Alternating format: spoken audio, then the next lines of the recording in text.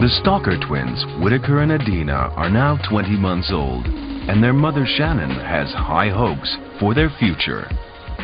I want my children to be geniuses in their own way.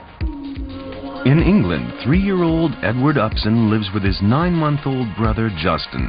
Their mother Miriama is also determined that her kids will get to the very top. I want my children to excel in life. It's every mother's ambition to have the crème de la crème. The key to their aspirations could lie here in Philadelphia at an institution which claims to create smart babies. Okay, we're going to do some multiplication. This is 8 multiplied by 12 is equal to 96. There's no limit as to how much you can input into that brain. It is one big sponge that is just waiting to be fully soaked. But recent scientific breakthroughs tell another story altogether. So, can you really make a baby smart?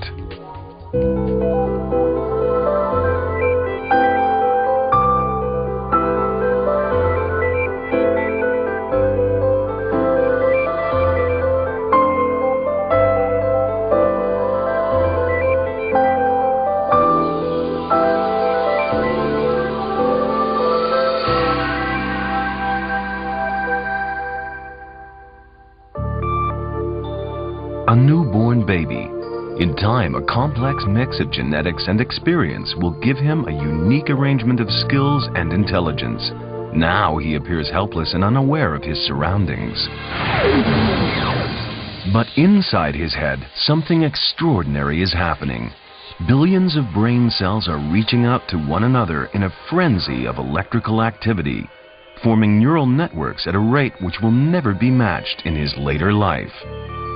So imagine the possibilities if this explosive period of infant brain power could be manipulated to create a child of exceptional intelligence and ability. This is now being offered as a real possibility to aspiring parents, and not surprisingly, they're snapping it up. There's an immense hunger amongst parents. There have been 3 key discoveries which have encouraged this intense interest in how to create smart babies. First, the massive growth in infancy of connections between the brain cells known as synapses.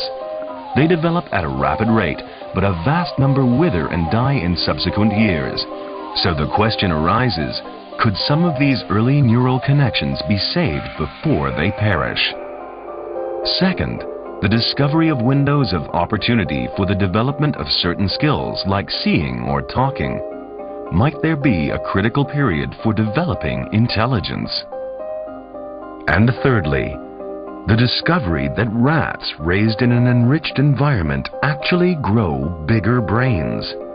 Could this be true for young children? Together, these discoveries rekindled interest in what has become known as hothousing.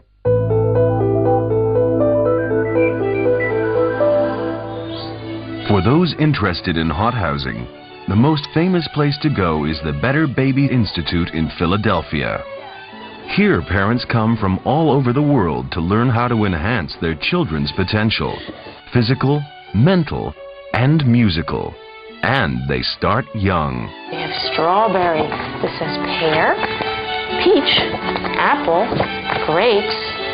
Tiny children can learn absolutely anything that you can present to them in an honest and factual way.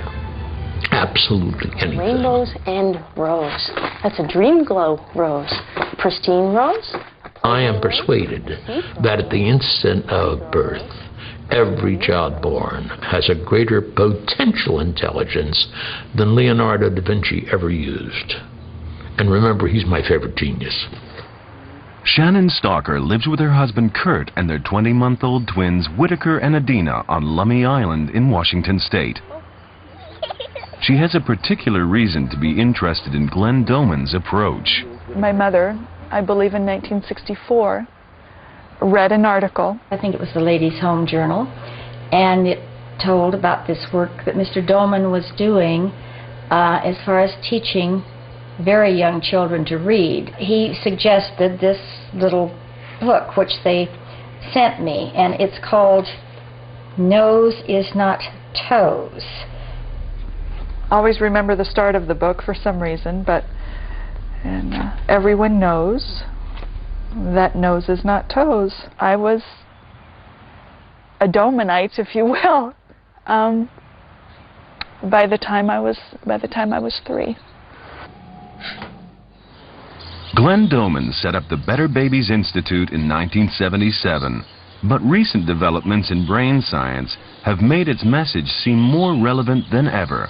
Many parents come here very hungry for the how-tos. Tell me how to teach my baby to read. Tell me how to teach him math. Tell me how to make him physically excellent. We spend much more time on the whys, on how the brain grows, why it grows the way it does. The brain grows explosively between birth and 6. This is the magic time. So if there's one time you want to make sure that you're arranging the environment for stimulation, it's during this period. In Philadelphia, the Better Baby course is underway, and there's a busy schedule ahead. The first day of the course is called How to Multiply Your Baby's Intelligence. During this week, Miriama and Shannon will also learn about brain science in order to understand the theory behind Glenn Doman's methods. How very nice to see you all.